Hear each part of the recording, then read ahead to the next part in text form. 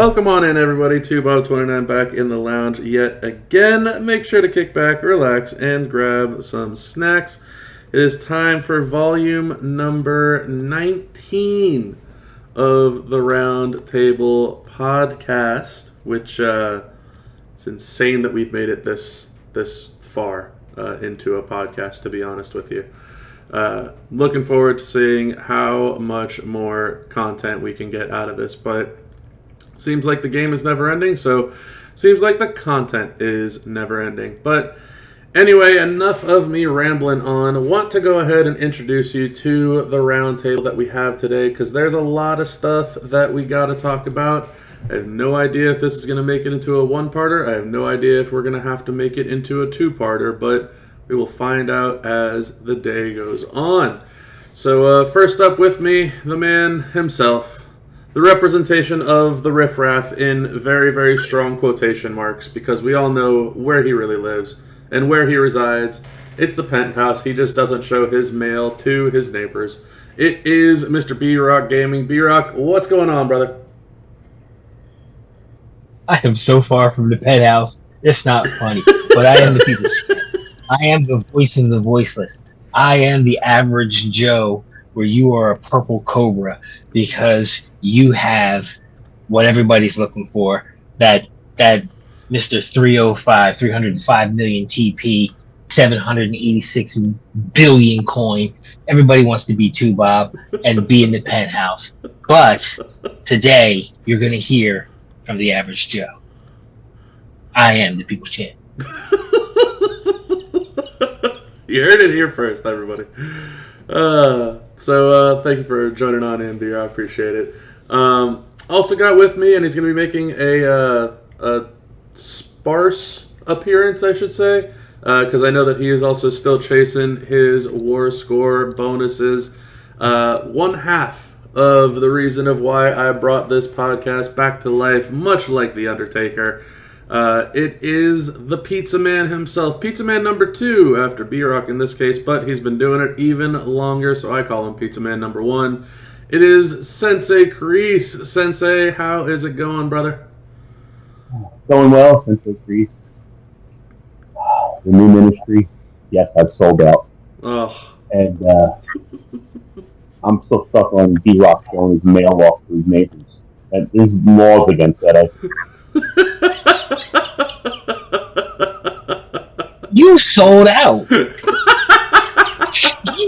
Hey, listen, there's no laws against selling out. There is laws about sharing like mail, Sammy's name couldn't have said it better. You're a big number 2. You're a 2.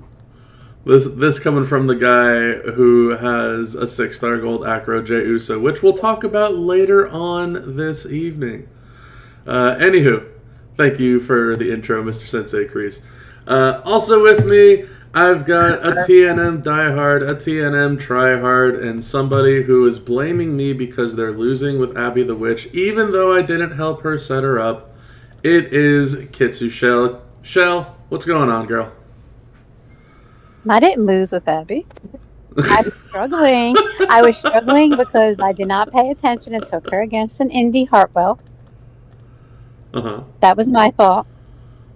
Uh-huh. Hi. I'm Shell, your TNM.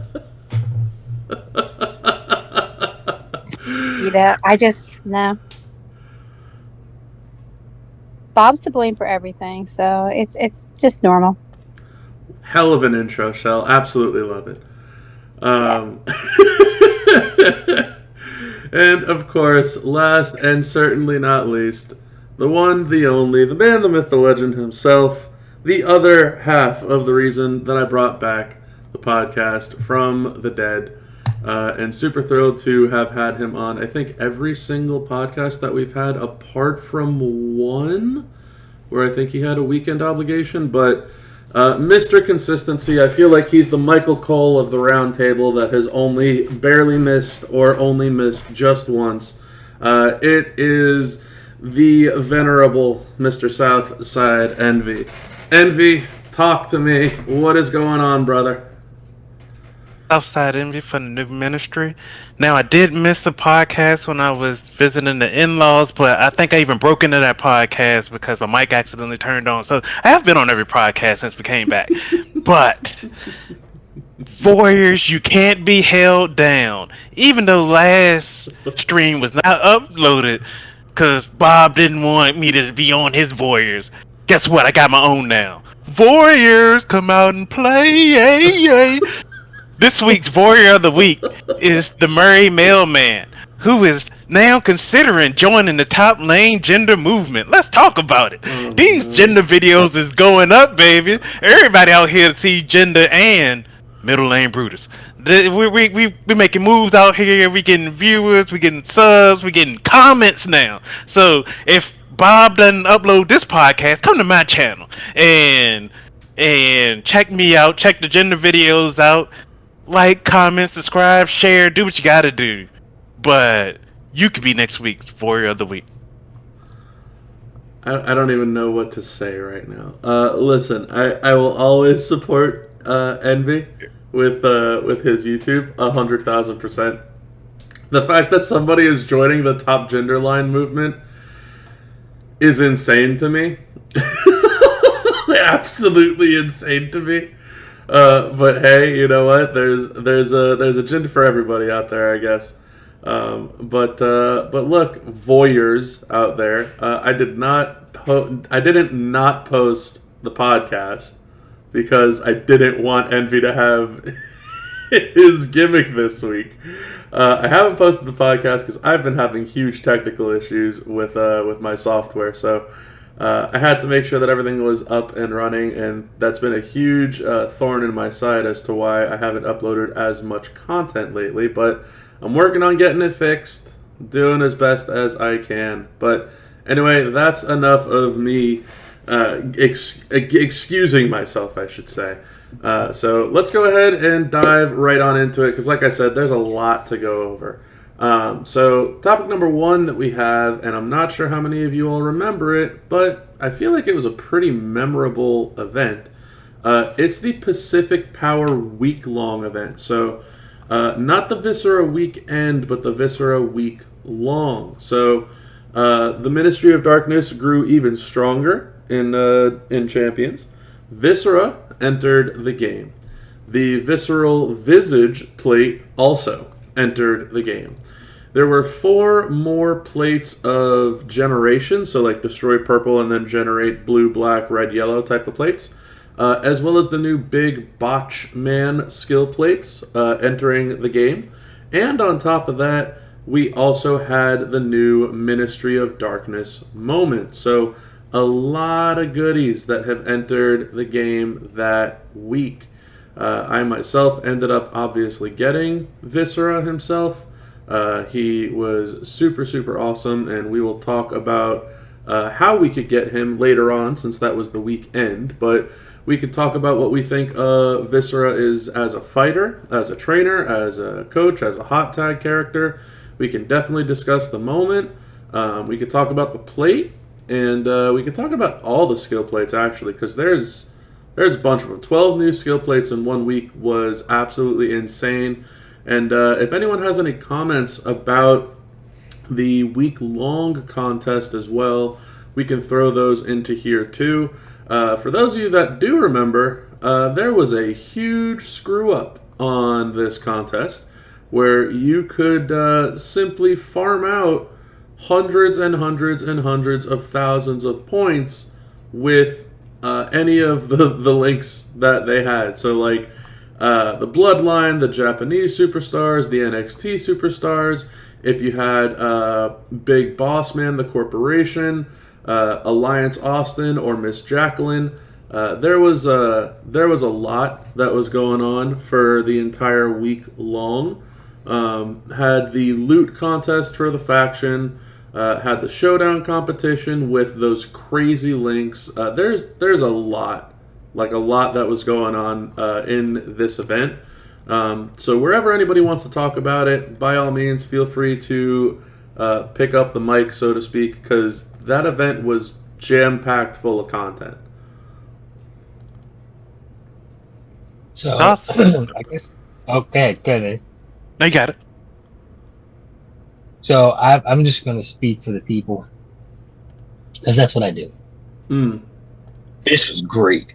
If there ever was one, this was a top 5 mistake, and the average person appreciated because most people were able to use the bloodline. It's like 100 times that you had to go through. I believe it's like 117 total. So each match was roughly 2 minutes.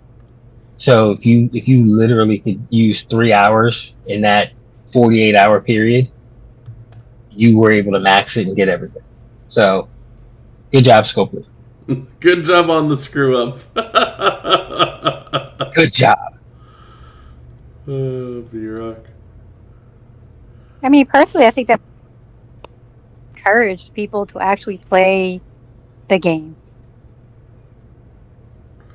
You were thinking people weren't going to be bothered with it if that didn't happen?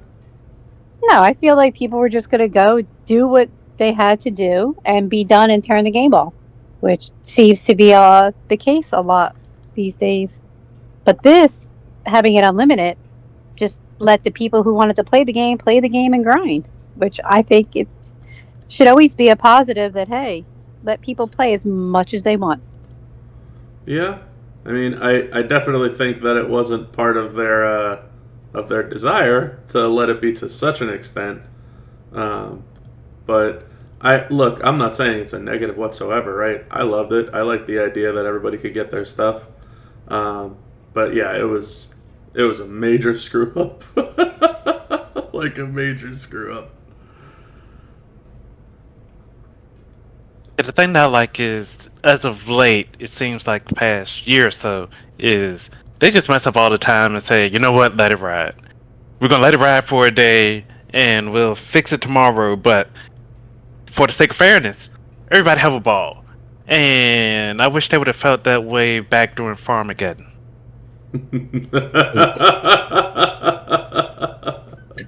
That is still a sore spot for BeeRock. Just let you know that's one that I still have an issue with. Yeah, But they learn from their mistakes. Farmageddon's a roughie. Sensei, if you're around, any thoughts on the Viscera week long?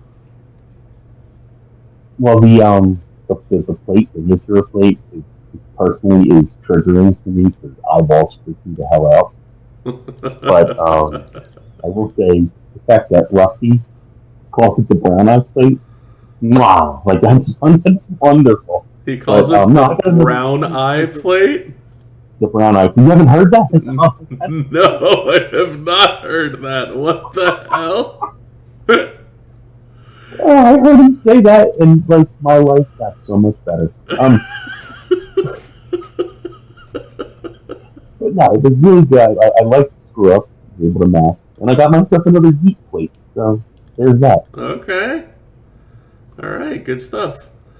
Now, outside of the screw ups, which yes, obviously the screw ups were a huge deal. Anybody have any thoughts on the plates altogether? So I know Sensei just left his comments on the brown eye plate, which is ridiculous that's what that's called now. But yeah, any comments on the Visage plate itself? What about the Generate plates or any of the Botchman plates? Did anyone have any need to want to chase those, to get those? Any desire for those at all from anybody?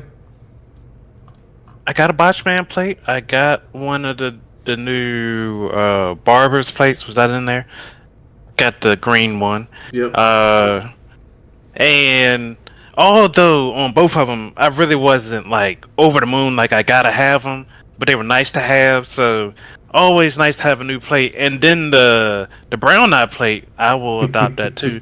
The brown eye plate, it was gonna be a struggle to get one. And I know I'm jumping ahead, but to double back and make it available at the start of this month, oh boy, glad I got it.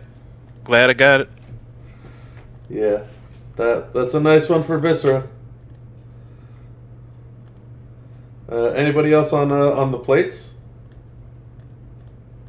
I opted to not get a boss man plate because I really didn't see the use for it.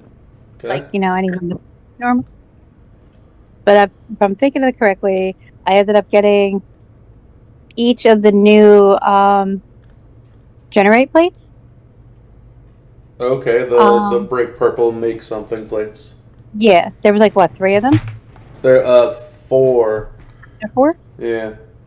I think I picked up all of them.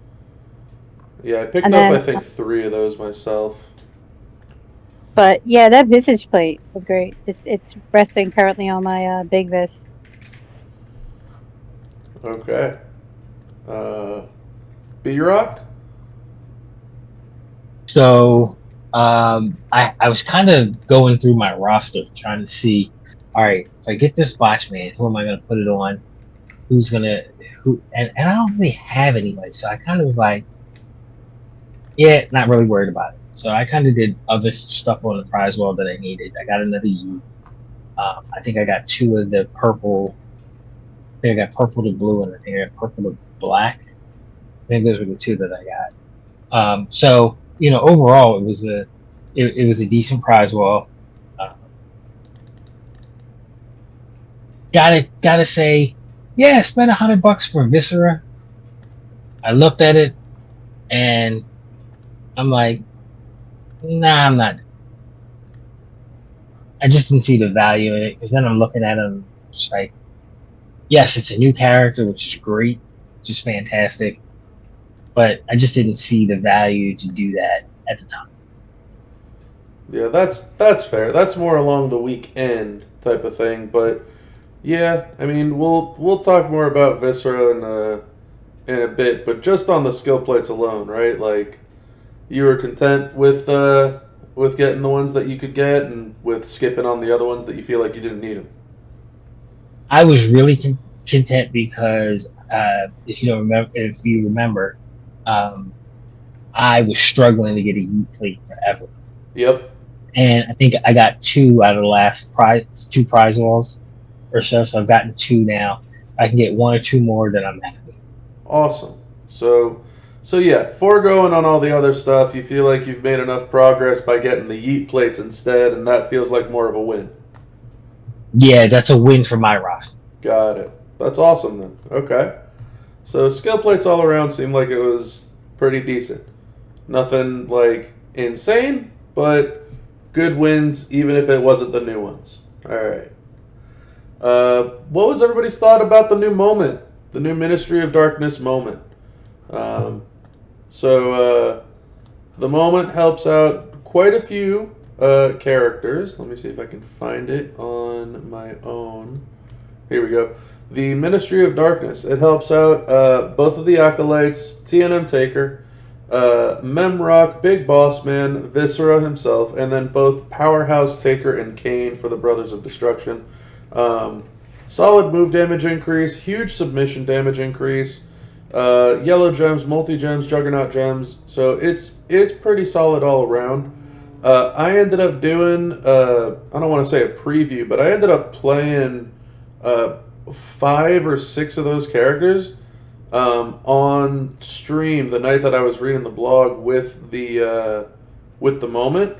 And on 5 of the characters that I play tested, I think I had hit over 200 mil on, something like that. It made them all insanely good. So just curious, who felt like the need of getting the moment? Did you get the moment? Do you feel like it was good? Did you feel like it was worth skipping? Are you looking forward to getting it in the future? If you did skip it, generally just thoughts on the moment.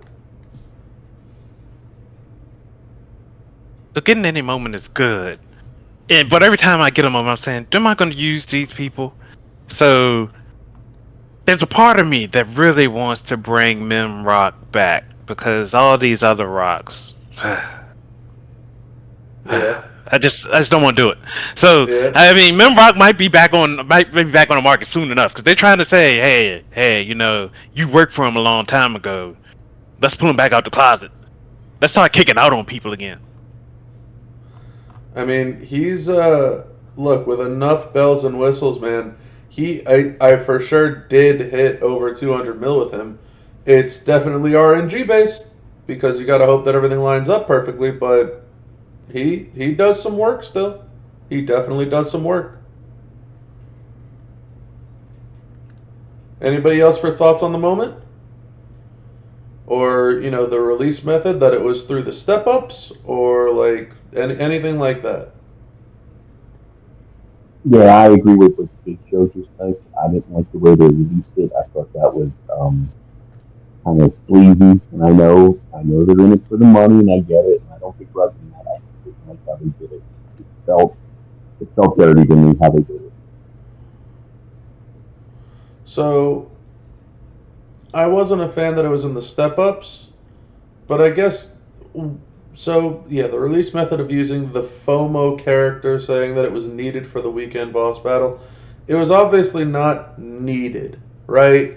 Like, if you got Viscera himself, Viscera is way more than strong enough to crush anything without the moment or even his new skill plates. Like, he's still really strong. I think the idea was like, hey, if you get his new skill plate and you get this moment, you'll be able to solo carry this boss battle. And I think that message got misconstrued in terms of, like, instead of that being what they should have said, they kind of just came out and were like, no, you need this. And yeah, that was a big letdown. For me, when I was showcasing the moment, that was like what my goal was in terms of moving forward. It wasn't like, hey, you need this for the weekend, but it's like, dude, look at this.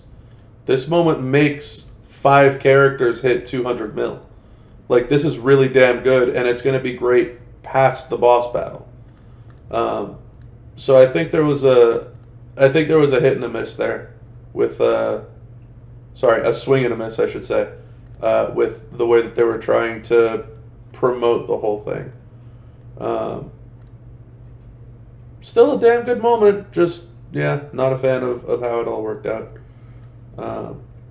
Anybody else on the moment? Shell, BeeRock, any thoughts? Now you've all pretty much said it. Pretty much.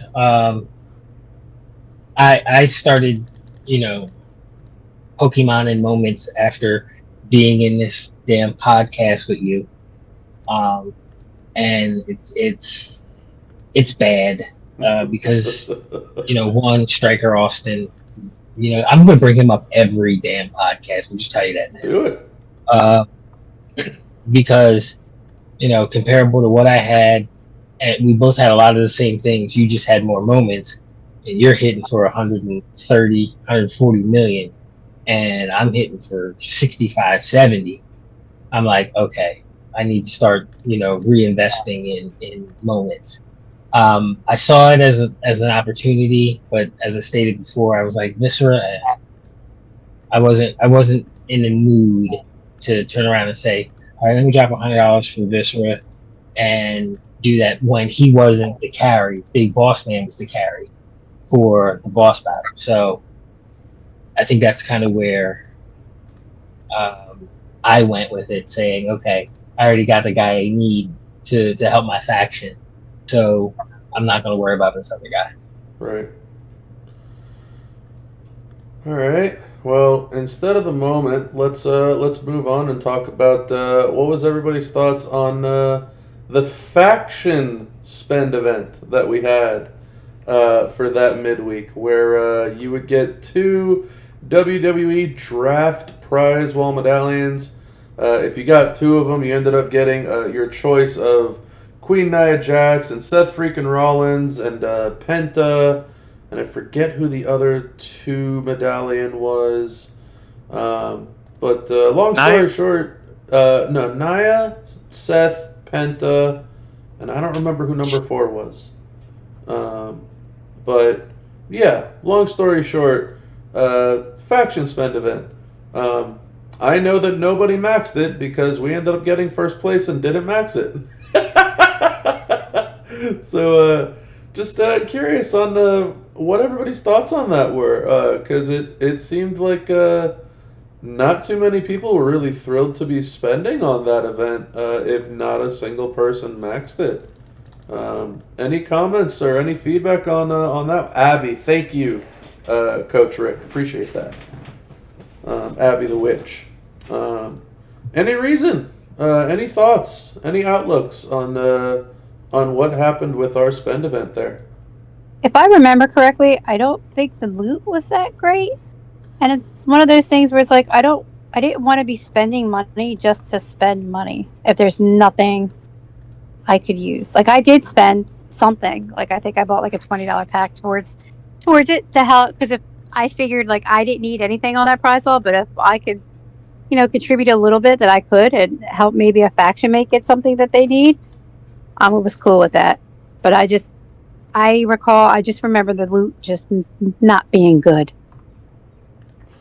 Yeah, I felt like a big doofus, and ended up dropping not 1 but 2 megas for the faction, because I was like, all right, I'll do my share and I'll do other people's share, right? Like, we'll get there. We're gonna get everybody a character of their choice. It's gonna be a group win, and that fell real flat, like real flat. Still got a few Naya shards out of the loot, which was okay for me personally, but I kind of felt like it was a waste once I saw how much money I had spent, and nobody else really wanted to go for it. So that was kind of a letdown. But yeah, the loot, I think, just had also the 4 characters that you could get with the medallion. So I don't know if it was characters that were not rare enough that people didn't want to spend for, or if it was characters that were too common that everybody had, or if it was a combination of both and it just became too much money. But when I look at it, it's like, man, I remember how much money people spent on Fuzzy Ozzy, and I compare that to this event, and this event was like a third or a fourth of what you needed to spend on for Ozzy, and it was night and day in terms of how much spending actually happened. So just curious on everybody's thoughts about it and what might have happened or why they did or didn't. Well, I could tell you about the problem of the event for me, and it was kind of going back to the previous topic. They tied it to the wrong thing. So they had us on, hey, guys, you should spend on this moment. And step ups and all that. That wasn't related to the faction spin. Then they also had, guess what, this weekend? You can get Visceral for 100. So for all those that want Visceral, they got another 100 already locked in on the weekend. So you got people that spending 100 for a moment, well, 115 for a moment, and you got people that spending 100 for Viscera. So that's 215 locked up already in your mind if you wanted those two things. And then there's this faction event in the middle for a completely different loot, for a completely different thing that a bunch of people have to drop 100 for the whole faction to get something. So if it was just a spend event where you spend on anything and get towards the number, I think they could have got. I mean, we probably would have hit it definitely. But if you got 3 things to spend on, and this other one is just something that you gotta hope that everybody else wants to spend as much as you do, and it's kind of a bad loot, as everybody said. It was just a weird dynamic of spending because money was being spent that week and that weekend, and that whole time frame, money was being spent. And even when I did the step-up pass, I got the Naya that I was hoping to get, that I was going to spend in the faction contest to get, win the 2 medallions, but I already got the Naya when I used the other loot to get the moment. So it was just a big circle of having people spend on too much at once. Yep. It was just poorly timed, I think. Yeah, that's fair too, right? Like they had great offers. But it was just too many compiled at once, right? With the step-ups, with the talk about the guarantee on the weekend, and then with the midweek that didn't really feed anything else. Definitely feels like that was an issue. Anybody else on the spend event aspect of it, Sensei or BeeRock? If not, no worries. Just curious. Yeah, I'd mentioned that I was with Michelle. The spend event thing is just terrible. I think that made a lot of people not spend the $1 max. Yeah, it was not great. That's for sure. I don't know, BeeRock, if you have any thoughts on this before we move on to our next point. I agree wholeheartedly with Envy. There was spending that was being done. It just spending didn't count. So because the spending didn't count, I don't think that people were going to be like, all right, let me drop another, in your case, 100, 200. And what they would have gotten for it, I don't think was worth it. Now, if you threw out Hornswoggle, you threw out Hip Hop Cena, you threw out somebody who's rare and good at the same time, I think they would have got a better turn. Yeah. So I don't think the prizes justified the spending that people had already spent. Gotcha. See, I didn't think that Seth and Naya and Penta and Abby were so common. Maybe that's just a me thing, but I thought that was a decent grouping of characters, but maybe it just wasn't enough. It is. No, it is, but it's not. So I know we use tiers, and regardless of what their tiers are, they were like, it was like, hey, these are S tiers that you're getting, as opposed to some of the rare ones. Like I said, Hip Hop Cena is, a lot of people want that card. It's rare. It's like an S plus tier. Hornswoggle. It's rare. It's an S plus tier. Trying to think of somebody else who's rare that people really want. Those, if you put them in there, I think you would have drawn some more attention. I still don't think a faction would have maxed it, but it may have drawn some more attention to it. That's fair. I mean, I think Hip Hop Cena is so rare that that's a big issue of why they don't want to have him in there, but I feel like Naya's on that same wavelength of rarity, and Seth ain't no cheapo either. I don't know. I think it's everything combined, right? I think it's what everybody here is saying combined, and I think that's a pretty big deal breaker, to put it kindly, in terms of what's actually available and what they decided to kind of make available for everybody. It's interesting. It's interesting, to put it kindly. All right, and last part of that midweek event, there were the bare bones tours. So the CSS of Muda, Fatu, Yeet Uso, and OTC, you essentially had nothing.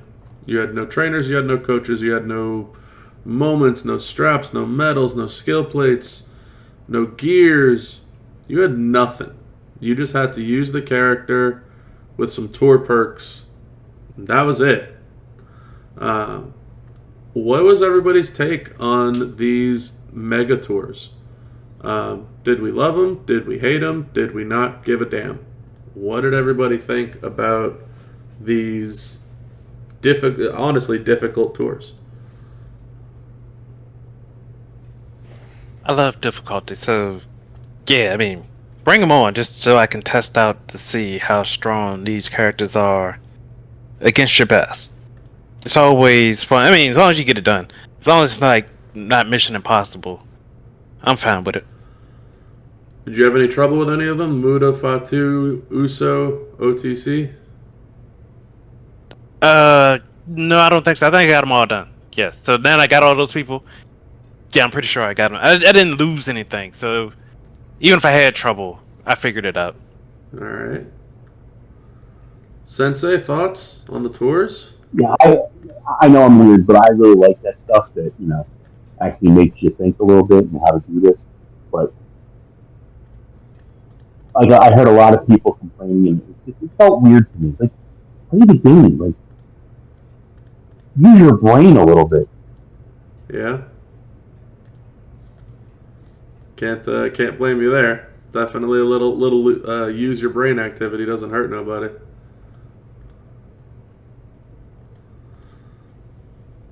Shell, I'm BeeRock, waiting to hear thoughts? from B.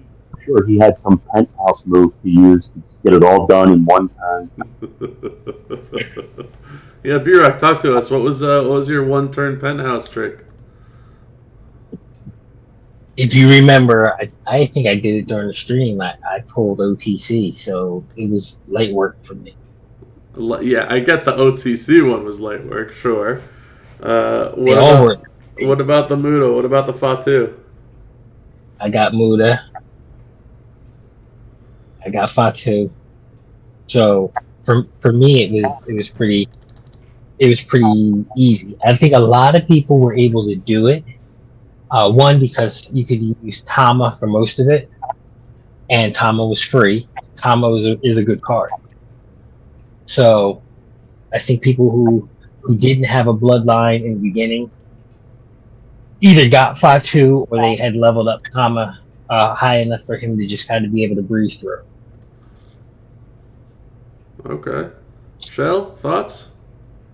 So I just want to point out that right before you mentioned me the first time, you made the comment about sometimes using a little bit of brain power doesn't hurt, and then you turned to me, and I'm like, was that a sly dig, Oh Bob? my God, no! It's a joke because I I guess that joke fell flat, but I don't recall having any problems with them. Yeah, I remember Fatu drove a lot of people insane. Powerhouse Fatu with no nothing, that was driving some people crazy from what I had seen. I liked the whole Fatu thing. I thought that it was really fun, and that's kind of my outlook on it. The OTC one, easy. The Yeet one, easy. The Muda one, easy. That's no problem whatsoever, right? Those are all cake. But the Fatu one, Powerhouse Fatu of the Head Shrinkers, that was a true pain for a lot of players. I even had to walk a few people through on voice chat with that one. But when I ended up doing the Fatu one, it was a mission. To be honest, though, I really enjoyed it. Like, I actually had fun trying to find a way to work through the game to win with this guy, because it's like there's no way they put this guy in here and he can't do it. Like, that, it's impossible for them to make something that is impossible to beat. It has to be beaten. And so, like, trying to figure out the way of how to do it was definitely not the easiest thing, but it was fun. And I think that's like where I thrive in this game. So I had a lot of fun messing around with the tours that essentially just said, hey, you don't get nothing. you brought, you bring your own bottle type of thing. Great. That's the only bottle you got. There ain't nothing here. There ain't no cups. There ain't no mix-ins. There ain't no nothing. You brought a bottle.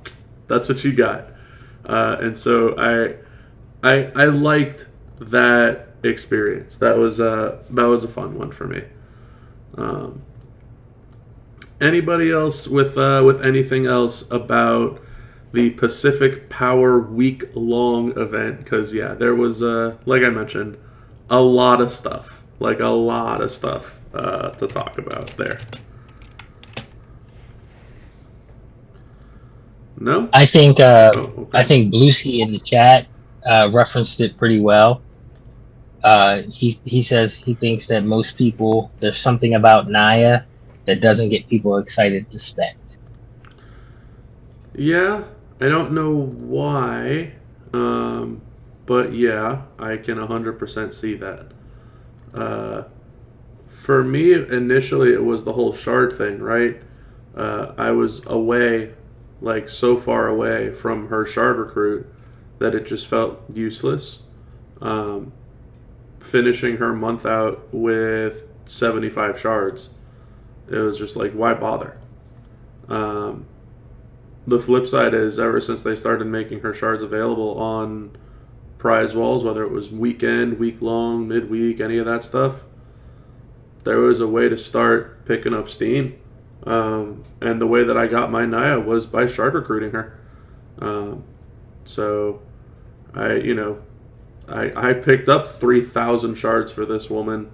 And yeah, it definitely took me almost half a year, right? Because she came out, December? And we're in June now. So it took me about half a year. But she's an S plus tier character that on release, they sold her for, close to $3,000? Which is insane to think about. And it's like, yeah, no, I got her for essentially because I spent on the faction loot $200, even though it was for the faction and not for myself. That was it. Like, I didn't buy any deals or any of that type of stuff. So I guess I could see that it's just tough. It's tough to want to spend for a character that you're 1,000 or 2,000 shards away on. That's not appealing. So I can get that 100%. So I got a question for you. Talk to me. Do you think that the way Scopely releases a character can be more to the detriment of that character than it is to be positive of that character? No matter how good they are. Like right now, you're saying Nye is great. But if you ask the average person, they're going to turn around and say, I don't care. Yeah. Only because it was a 0 shard recruit. Yeah. I mean, that's a game changer. If I were to ask anybody in here about Invis Cena, who would care? If I were to tell you, hey, there's going to be 300 shards of Invisible Cena, next week on some spend event, would you give a shit? Like, no way in hell. Because he's a 2,000 shard recruit and you've got none.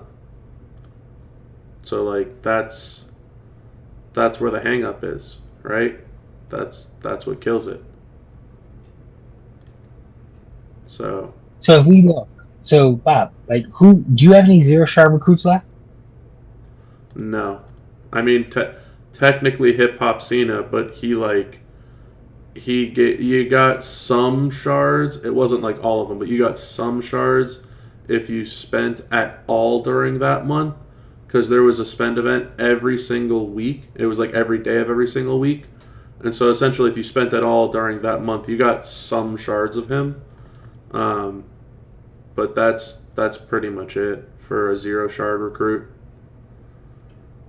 Okay, so your basic 0 shard recruit is Hip Hop Cena. Yeah. How invested are you into getting him now? I'm not a good person to ask because I'm You're a penthouse guy. That's the reason why I'm asking. Yeah, I mean, so the thing is, outside of the monthly characters this month, Hip Hop Scene is the only character that I can get that I'm missing. So, like, for me, Gotcha. I'm invested to get him as the finale character, so to speak, right? Could I just go and get him off of the club store because of the previous spending that I've done? Sure.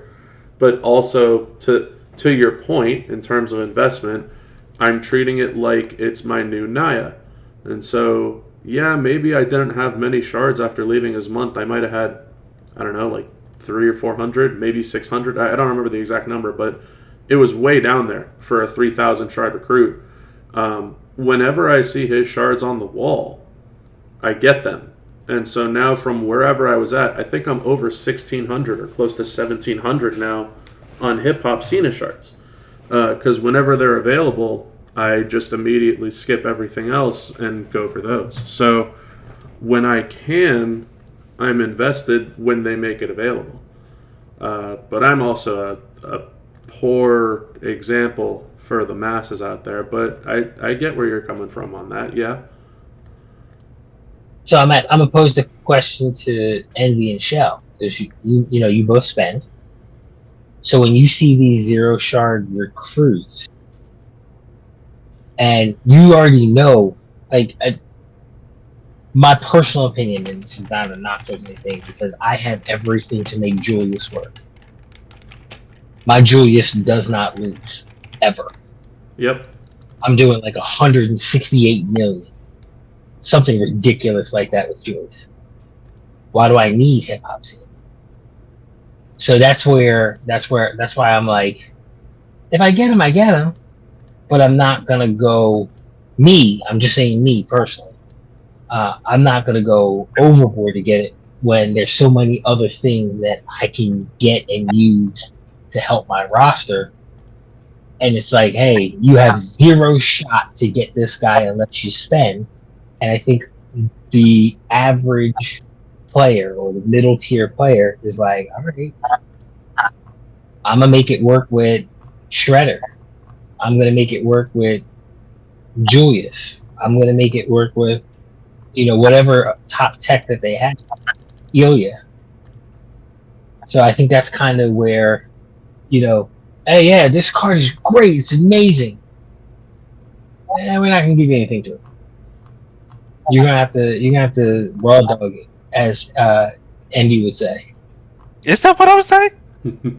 That's what you would say. But it's definitely what you would say. Oh man, maybe. I mean, gotta leave it in.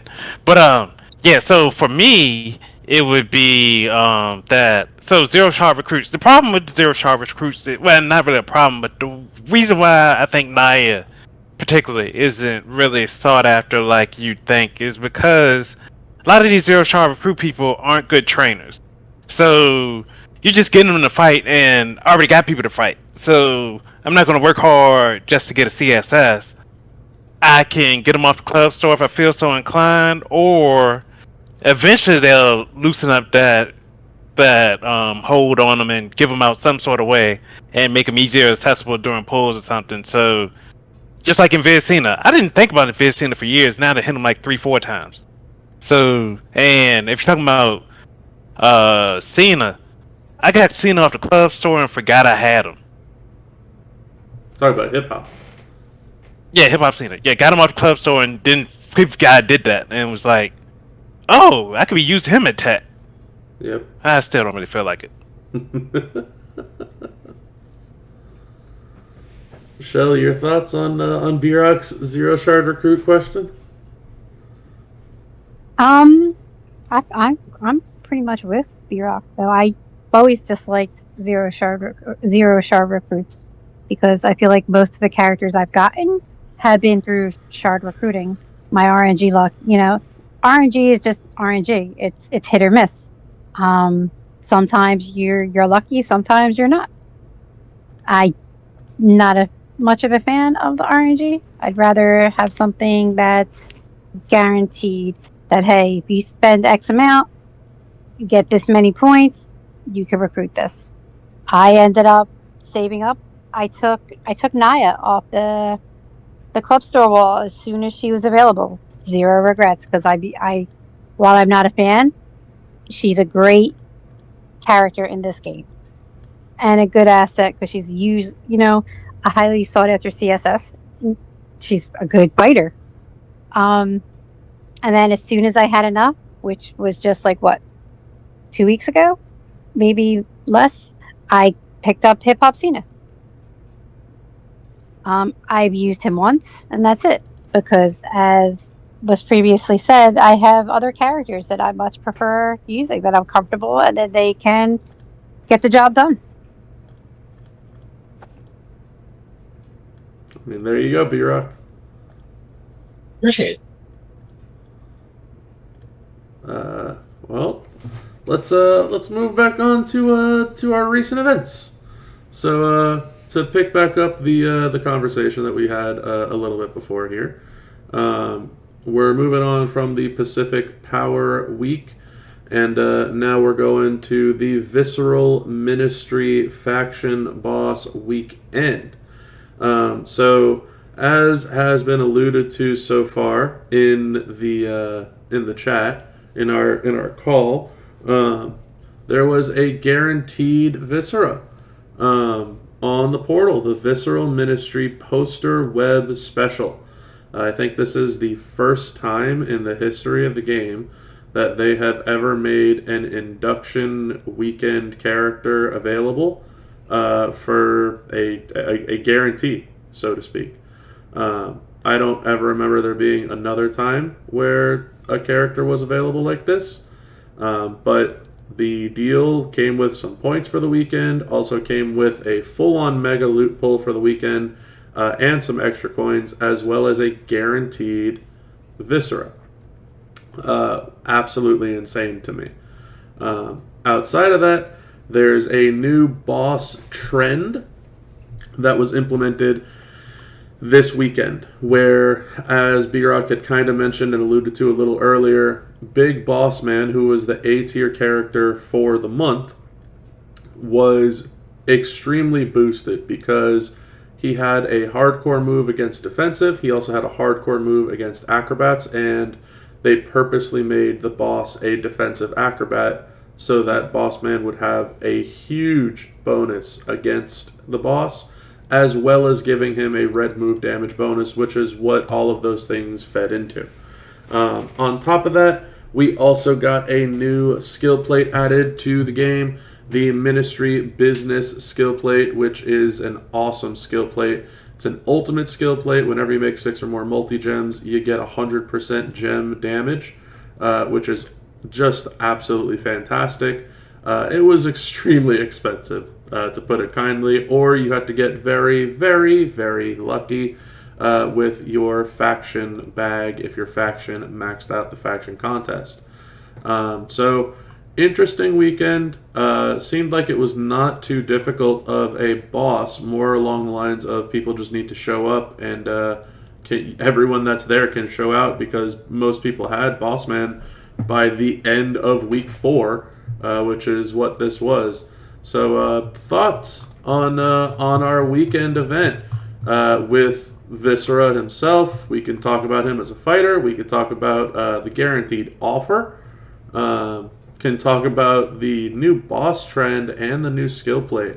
So a few things to talk about here. What would everybody like to start with? Because there's a good chunk on the table. I would like to say something. I just want to say, like, continuing off of what I said before, I am a sucker for a guarantee. Yep. So I did it. I took the guaranteed Boss Man. I'm not about Boss Man, the Viscera. I was like, okay, I'll do it. It came with the Mega, which was like worth it right there. Like, well, not worth it, but that's came with it. And as for the boss trend, I really like that. I like that it made it more accessible and not as hard for some factions to get it done. Because if you're not in that top tier of factions, boss can be such a struggle, and it's so hard, which sucks because it's one of my favorites, and I think it has the potential to be really fun. So I like that this was a step in the direction of making it more fun.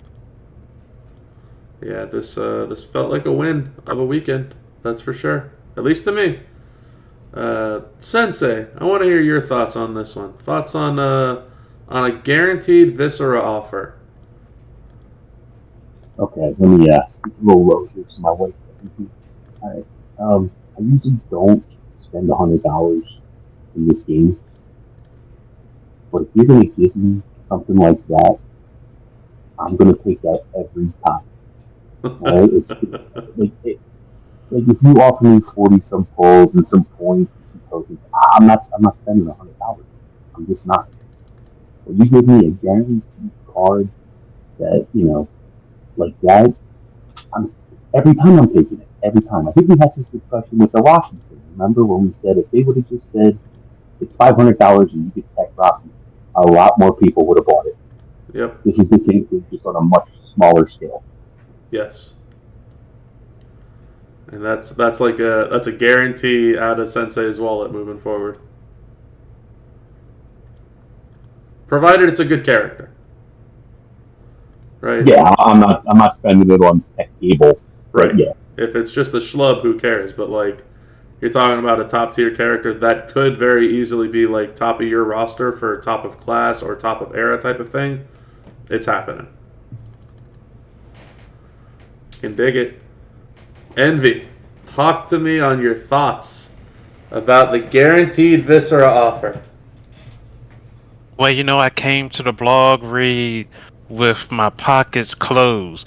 But then that 2Bob got on there and started selling, boy. And then I went on the Instagram and they had him on there selling some more. I said, oh, man, let me just open it up this weekend, baby.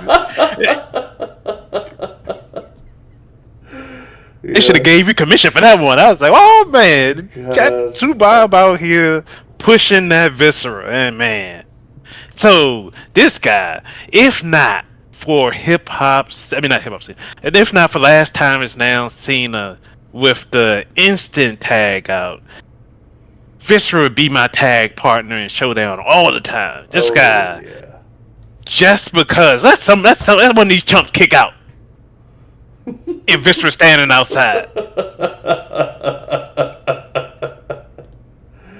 Yeah, his hot tag move. So a lot of the hot tag moves range from like 25 to 30 mil, give or take, on the flat damage. Viscera is just flat 50 mil. Just they skipped over the 35, they skipped over the 40, just straight boom 50. And that doesn't include all the boost that it gives him on the MP and he's a fantastic fighter. And I feel like even that's like a slight against him. BeeRock, talk to me. Guaranteed Viscera offer. You slightly alluded to it a little earlier in the podcast, but I'm going to let you take the floor here. As I said, for what I did, then I turned around and I saw it. Even with the 40 pulls, I was like, nah, not doing it. Not doing it. Didn't see the worth. Now I hear everybody talk about how great he is. Get it, understand it. We started this at what? An hour ago? A little over an hour ago. Yeah. A little over an hour ago. I know it's a women's feud, and my men's roster is better than my women's roster, but I'm almost at 300 million in an hour. Don't need Viscera.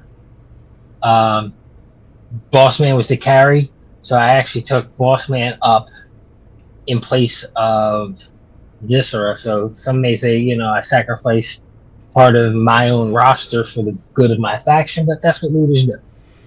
So when it's all said and done, I'm good with not having him. I'll get him. I think is he a 2,000 or a 3,000? Viscera is a 3K. Yeah, and I'm at like 2,100 or something like that, or 1,900 or something, somewhere in that vicinity. So if I get him, I get him. If I don't, I don't. All right. Now, I will say, the boss battle, I liked it. I can't. This is where Scopely be Scopely. They do something good. Yeah. They do something really, really good. They're gonna mess it up. And mess up is not the word I want to use. But I'm trying to give us that PG rating. But they're gonna F it up. They're gonna F it up. Oh my god, they're gonna F it up.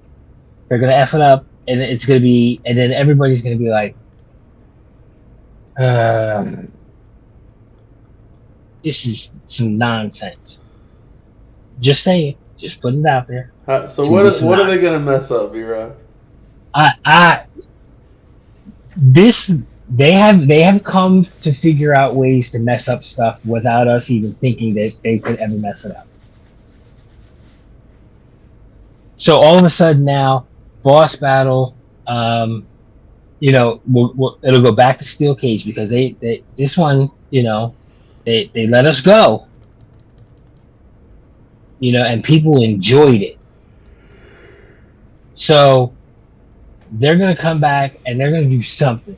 Instead of steel cage, now it'll be called Hell in the Cell, and you can't use anything, entourage, you can't use anything, and then they're gonna say yes, but the only thing you're gonna get out of it is the 99 MP for taking your your current monthly superstar to 6-star gold, and that's the only way that you're gonna be able to defeat the boss battle. And then all the other stuff, all the goodwill that they just built up by saying, "Hey, there's no, we're gonna unleash you against the boss." Now they're gonna come back with something like that. That's all I'm saying. It's just gonna be something weird that we're all gonna be like, "The hell? You gave us something good. Now you're gonna take it away." Time will have to tell, is what I say about that Exactly. one. Yeah, let's talk about the trend, right? Which BeeRock just talked about a little bit.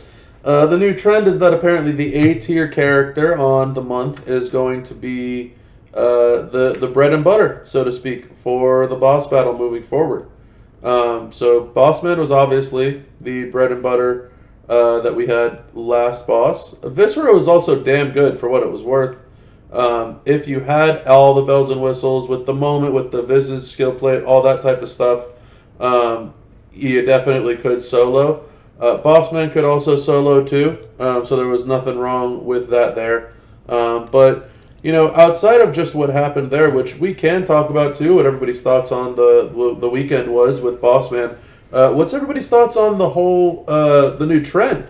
That it's going to be the A tier moving forward. Do we feel like that's going to make boss a little friendlier? Or do we feel like, kind of like what BeeRock just said, where it's like, man, I'm going to be locked down and forced to use the boss battle character of the A tier? Where it's like, man, I got the A tier this month and now I already got to rush them up to 6-star gold just so that I can compete for boss. Curious what everybody's thoughts on the trend are. Well, I guess what you pointed out. Okay. I guess what you pointed out earlier with what's the guy that we got? King Kong Bundy. Yep. That's the new H tier. If we're struggling to get him at the end of the month, it might be the weird area that we may be in. If some people have them, some people don't. So I'd hate to see that the A tier character becomes harder to get in the month than everything else, because that would be a bad trend. But if it's just focused on A tier, then as long as the whole faction pretty much has them, then anybody, as long as they work them up, can make something happen. But then the struggle is having the tokens to take somebody up every single month, because those emerald tokens are a struggle. Yeah, that could be a bit much, to be honest, and that's why I'm asking too. Like, are we liking the trend, or are we kind of concerned with how it might, hit our resources? That we're gonna have to take up an A tier that maybe we don't even really want to take up. Thoughts on this, Sensei? Oh, sorry, you went to go and march in and yell at your wife about how you spent money on the game. No. I walked in there. Looked at her, turned around, and walked out. No, I was going to say the same thing with Southside said. I think the problem's going to be leveling them up to the 8-tier character up to 6 gold. Because even though Scopely seems to be starting to address the Emerald token situation, it's still a big deal. Like I currently have 2 very good tricksters that are stuck because I don't have any Emerald tokens. So that's something that needs to be addressed a little bit better, but they have started to do it. Yeah, so Your gender will make it. Shell, thoughts on our A tier concept? As someone who likes a sure thing, I like knowing ahead of time. Okay. Like I like the trend. They're like, okay, cool. So yeah, it may be a struggle for some people. It will be much easier for some others. It's like one of those things where it's like you're not going to be able to make everybody happy with every decision you make. Yeah. But I do like that you'll know ahead of time. And then maybe you can make wiser decisions on prize balls. Like, oh, you know what? I'm low on these. Let me grab these because I'm probably going to need them to take up this A tier character for boss later this month. All right. I can dig it. And BeeRock, I see that you have some more comments that you want to leave on this one. So I'm just gonna, take a second and say that this portion of the podcast is sponsored by Palmer's Cocoa Butter, because my wife is in here trying on bathing suits and I am totally distracted. Because Okay. this is wild. Anyway, I am excited because prior to the podcast we talked about the Bundy shards, so hopefully they do come in bunches later on. And I think that if that happens and we have to use Bundy at the end, everybody knows about it. Like right now, you should be planning to get to that portion so you can hopefully easily defeat whoever the boss is. Right. So that's the reason why I'm saying I want to put that out there because, as Shell said, pre-planning is great, and she's a planner. And I think most of us who really strive to do well in this game plan, except for, you, sir, because you're a content creator and you get everything for free. BeeRock, may I interject for a moment? I don't think anyone's ever called me a planner before, so thanks. I am not a planner. Oh, I am a fly you by the are. seat of my pants person. Oh, I am not. I definitely am not a strategist. I would say that some people might be able to do that. Me, no. I am too impulsive to be a planner. I rely on Bob too much for that. I'm just gonna say you don't get your roster without planning. Well, let's plan to wrap up this last point. And looking at the time, yeah, I'll probably have to split the podcast into a two-parter, which we can use this as our final point of the podcast here. So the ministry business skill plate. It's a damn good skill plate.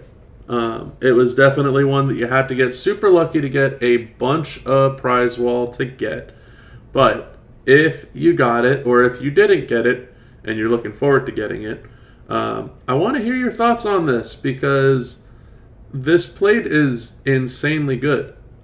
This plate helps out every single character under the sun with multi-gems. It's a beast of a plate. And I kind of want to know what everybody's thoughts on the plate are. Did you get it? Did you want to spend for it? Are you looking to get more of them moving forward? What's your outlook on the ministry business skill plate?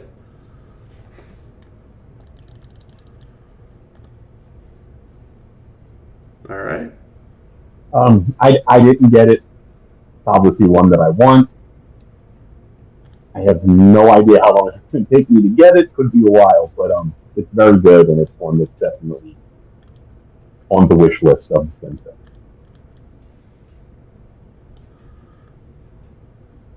Yeah, that plate was super RNG to get, or super spin heavy to get, because I mean they were out here giving out the character for the weekend for a guaranteed amount of money, and even if you had them, you still would have had to do a lot to guarantee yourself, unless your faction hit the last milestone and you were lucky enough to get the bonus prize wall at the top level. So, would love to have the plate, but just hoping that they'll just make it easy for you to get somewhere along the way in one of those bags, and it becomes as popular as the Yeet plate has become. That would be fantastic. BeeRock, plate thoughts? Oh, I want it. I want it. I want it like fat kid on cake. I want it. I want it. I mean, I want it. I want it with everything. It's very rare that I get extremely excited about either a plate or a moment. As I said before, moments have kind of grown on me because of you, sir. So because of that, when I saw this plate, I said, "Ooh, I want this." At the same time, I have to be fiscally responsible. Mm-hmm. Because I was looking, and 2 people in my faction got it, and I asked, and they told me an amount, and I said, "Nope."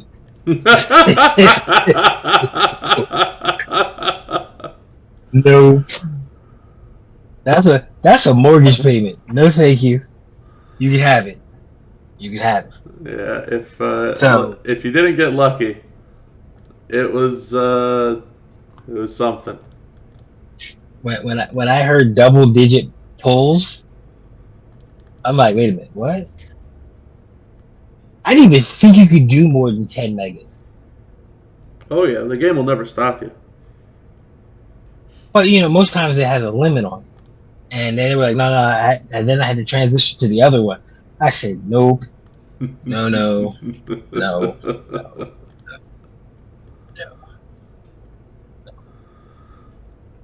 So that's where I am. If I get another shot, and again, it's within reason, then you're gonna take that shot. I'll take the shot. I'll definitely take the shot. All right. Because I could just imagine on some people, put it on OTC. I mean, there are so many people that you can put that on, Mm-hmm. including Zombie Chelsea. Yeah, there's an insane amount of characters that can absolutely use that plate like it's nobody's business. Yeah. Shill, thoughts on our plate to take us home? Yeah. I feel like I had some decent RNG for that because I got the plate, but I did not spend double digit megas. So other than that, it's a good plate. I don't think I put it on anybody. It's just kind of sitting in my inventory, but it's pretty. Wait a minute. Hold on. I do not reside in the penthouse. I'm nowhere close to the penthouse. I'm not even on the same street as the penthouse because the nonchalantness, and I don't even know if that's a word, but the way you just said, I have it. I got it. If I use it, I'll think about using it one day as I, sit and watch the sunset, eating an ice cream cone.